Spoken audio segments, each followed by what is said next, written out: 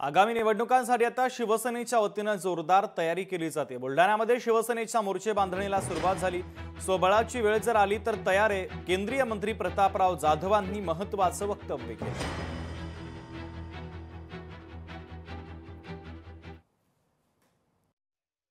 नगरपालिकासाठी इच्छुक असणाऱ्या सगळ्या उमेदवाराची आणि पदाधिकाऱ्याची महिला आघाडी, युवा सेना आणि शिवसेना आणि त्यांच्या अंगीकृत संघटनाची बैठक या ठिकाणी घेतली आणि सगळ्यांना निवडणुकीच्या संदर्भामध्ये तयारी करत असताना केंद्र सरकारच्या आणि राज्य सरकारच्या सगळ्या योजनांची माहिती घेऊन त्या जनमानसापर्यंत पोहोचवा, लोकांना त्याच्या आठवणी करून द्या आणि मजबूतीनं महायुती म्हणून सगळीकडे आपला भगवा झेंडा कसा फडकेल यासाठी सगळ्यांनी मनापासून प्रयत्न करा, अशा प्रकारच्या सूचना आणि आव्हान आजच्या बैठकीमध्ये आम्ही केलेलं आहे।